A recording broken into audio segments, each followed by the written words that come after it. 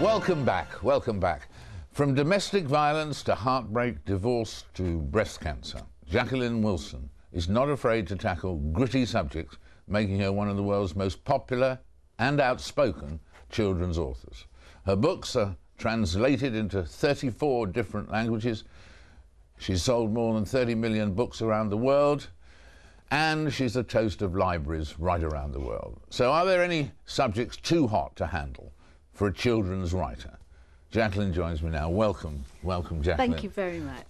Actually, that's a very good first question, what I just said there. Let's ask that one. Are there any subjects that are too hot to handle when you know that your audience is under 18? Well, I used to say that one thing you couldn't do was have a teenager having a real crush on a teacher and then maybe actually not having a full-blown love affair, but really getting involved with each other. And I said this once on a broadcast, and my editor was listening, and she said, I'm not so sure about that. Why don't you give it a go? So I did write a book about this very subject, Love Lessons.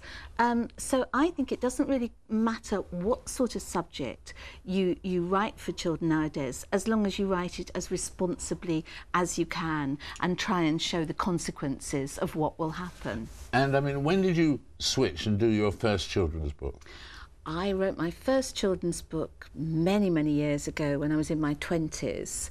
And I've written a lot of other things since. A decade ago. That's very kind and gallant, but sadly not.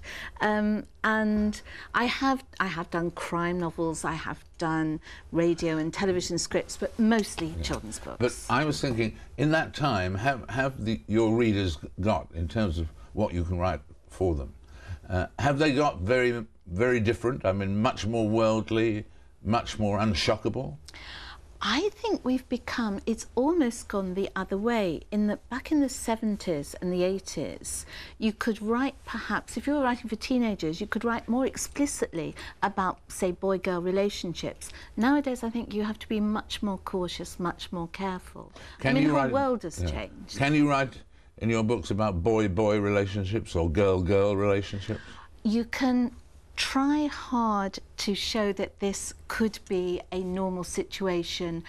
I think at the moment, I don't think there are any of my books where I've actually spelt things out, but there are couples in relationships where if a child is older and streetwise, they might pick up on things that way around. And in terms of the grittier subjects and so on, I mean, Harry Potter, the Pullman trilogy and so on, the books are getting, the children's books are getting, following your lead, really. They're getting grittier, they are getting deeper in their subjects, aren't they?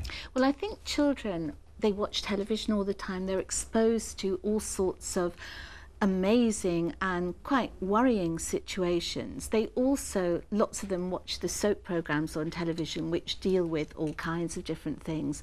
And so I think if they're reading a book, they want some of these things reflected, but carefully.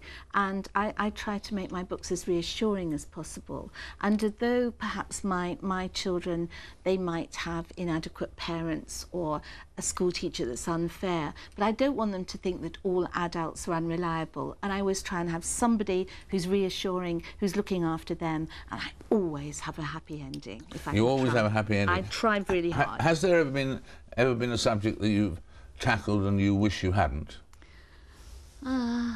So far, I think things are okay. It's very difficult because obviously I have worldwide readers, and a situation in one country might be entirely different in another. People have different customs, people have different thoughts about marriage. So what I simply try and do is say, I'm not saying you should do things this way. I'm saying for this particular child, this is happening to them. This is their way to cope with the situation. And how do you keep in touch with what your readers, children who are going to read your books, want? I mean, well, do you go hold... Politicians hold focus groups. What do you do? I have, in a way, my own kind of focus groups that happen naturally because I do lots and lots of book signings. And I give talks, and then for the signings, children, there's huge, great queues of them, and I chat to each child as I'm signing, not to hold things up, and sort of find out the sort of things that are concerning them. And then I get 200 or 300 letters a week, and I have a fan club website, and they get lots and lots of emails. So I can see for myself the sort of things that are concerning children. Do you really manage to answer all those letters? No. I used to take great pride in doing this and show off about it. And now I've discovered that even if you stay up till midnight every night of the week, you can't do it. So basically, I still read all the letters, and then anybody that's tried extra specially hard or has got a particular problem or just writes a really sweet, quirky letter, I will write back to them. The rest, they know I'm very busy and frequently say touching things like, "Dear Jacqueline, please write back, but if you're too busy, never mind." So I hope they won't mind too much. Talking of book signings, you once did a Guinness Book of Records, what was it? 8-hour book signing? 8 hours, that was ridiculous. I really think I should be in the Guinness Book of Records for the most amazing bladder, because I didn't have a loo break for the entire 8 hours. Goodness knows how I managed that. Where was this sadistic bookshop? This was in Bournemouth, and they had done a fantastically advertised event, and about 3,000 people turned up. And as they'd all queued so long, you couldn't possibly turn any away. Nowadays, for signings, they're ticketed, so that mostly it's about 500. And then they know that yes, they are going to get their book signed. And I know that after a few hours, I will actually be able to visit the bathroom in comfort. That's very important. You wrote your own autobiography, but you stopped at 11, didn't you? I did. Well, I wrote it specifically for children, because after all, they're the ones that read my books. And children always want to know, did I have brothers and sisters? Did my mum and dad get on? What sort of best friends I had? Did I like reading a lot at school? This sort of thing. So I've written it strictly for them. I might do a book about my teenage years. The difficulty is that nobody, I think, has led a really squeaky clean life as a teenager. And as lots of little girls drink in every word that I say, I don't want them to see, oh, Jacqueline left school at 16, oh, I'll do that too, which, you know, would be a total disaster.